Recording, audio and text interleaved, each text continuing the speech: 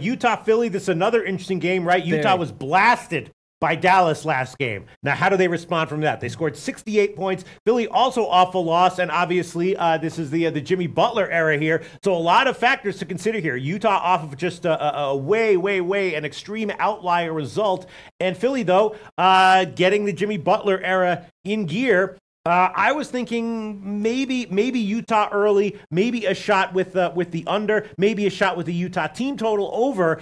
Is Utah going to come out here? And because supposedly Philly's supposed to be better defensively with Butler. Is that correct? Is that what we're expecting? Has to be, yeah. Yes. It has to be, right? And taking unders with both the Wolves and the Sixers just makes sense right now because they're figuring each other out. We'll talk a little bit more about that in the Wolves game from some of the comments that were said by Thibodeau and by the players.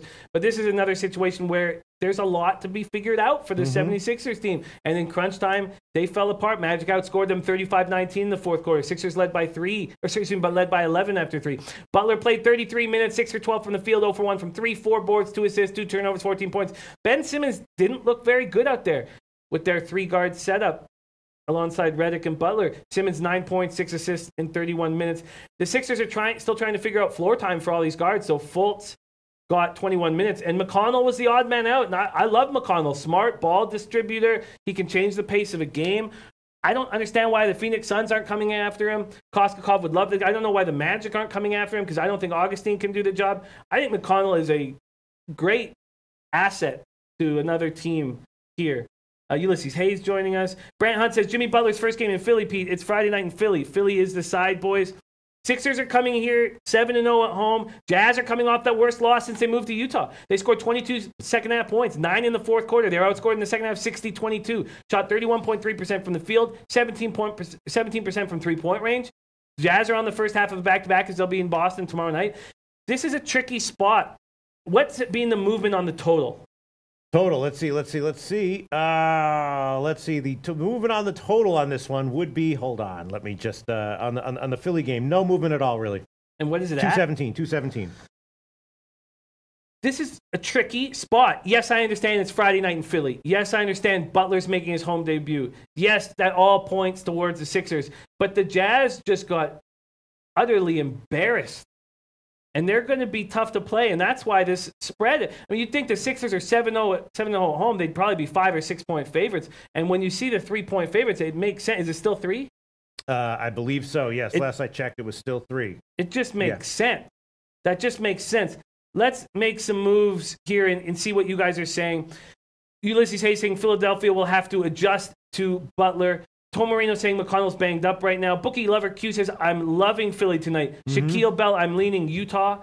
Tom Marino says, my strongest angle in the NBA is backing good teams off of losses of 25 or more. Even with Butler and Philly, I'm on Utah. And Tom Marino did that last year with enormous success. Did he? Yeah. Anytime a team would lose by 25 or more, he would take that side, and it was extremely successful. I watched him do it. Spike 0000 says Donovan Mitchell hurt. No, Donovan Mitchell seems like he's good to go. David Stewart, Jimmy, I like Utah at first, but think deep. It's the Sixers. Twat Waffle, Friday, Saturday nights, home teams give best efforts. Philly, big. Barry Cohen, Utah +3. Man, this is a tough one. What about just Utah early, like first quarter +1 or something like that? That could definitely work if you go with the idea that they were completely embarrassed. I think Utah early is a great spot. I think Utah first quarter might be a great spot. It's +1. That seems extremely appealing the more I think about it. I would like to take the under here, but Bookie Lover saying Utah's not playing D. They aren't. And I don't understand why they're not doing it. It just doesn't make sense to me. Ray Williams says, Jazz off embarrassing loss. Expect a better output. All right, I'll take Utah first quarter. What the hell? +1. You're getting a +1 here. -109 is the current line at Pinnacle, and I will throw that one on there. Utah first quarter, +1, -109. Kind of a no-brainer situation. I think that's a great play. I mean, Philly though, is Philly. The thing is, though, that, like, you know, Philly's not a team that's just like, all right, this is another home game. I mean, they care about every home game. So there's a sense of energy, I think, with Philly now with Butler in there. You know what I mean? So they're not going to get caught off guard in this game with Butler's second game. You know what I'm saying? Yeah. Like a normal team where it's the same roster that they've been playing with for the last 15 games or so, whatever. They might get caught a little bit early. There might be a very teeny element of malaise kicking in, but I feel like there's a heightened sense of awareness and urgency with Philly right now. you know, at least for the first, let's say, I don't know, 2 weeks with Butler in there, week and a half, 10 days. I don't know. You know what I'm saying, Jim? I do know what you're saying. Booker Lover Q says, no, Pete, Philly is a first half team. Learn that from you. That was last year. That was last year. I know. And this is just right. Yes. I know Philly is a first half team in general. That was also last year. And it's just the spot says Utah comes back in a major way, at least early in this game, right? Corey Mack saying Friday night energy with Jimmy's debut. Crazy play, guys. Just crazy. The energy will be unreal. Brian Watson, we're going to discuss CFL briefly on the early show, and I'll have my plays ready for the late show. I'm very close to making the plays. All right, you know what? There's no reason for me to go crazy here. I'll wait till the late show to make that official play.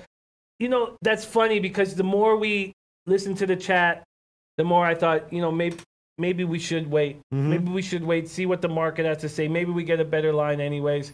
But I think the Jazz first quarter is a nice spot. OG Wham says Philly's not a good shooting team, great defensively, but I can see Utah shooting this game to victory. Ski Profit, coaching advantage, Jazz. I agree with that completely. Ski Profit saying Jazz 9-2 last 11 straight up versus Sixers. Jazz 4-1 last 5 on the road against the Sixers. Very, very exciting spot. Very, very. You know what I think the play game. might be? I think I might have figured maybe. Yeah, take it with a grain of salt. I think I might have figured out the play might be Utah first half team total over. No, I don't. A quiet comes over the room. I just feel like Simmons and Butler on the floor together. This team with Embiid in the paint, this team should be very good. It's going to be a tough defensive team. They should be. Yeah. They should become a great defensive team. And these games against the Raptors and the Celtics should be incredible basketball and tough. Possibly a bit of a throwback to, I mean, I know we're never going to get back to 80s basketball, but it's possible that these games sort of give us a little glimpse of 80s basketball. All right, I guess I'll hold off on my lean to a Utah first quarter +1. Hold off on my lean to Utah first half team total over, which would be about 52.5. And of course, we will be reviewing everything again in the evening show at 6 o'clock Eastern time, and I'll have more information there. Hey guys, thanks for tuning in to our channel. Now, we've put a lot of work into producing all these free videos, so please help us out and keep all our content free for you forever by simply liking, sharing, commenting, and subscribing. Now, not to mention, a visit to our industry-leading website will warm the hearts of all our SBR employees, especially myself. Now, the links are over there to the left, so do check those out. Thanks for watching.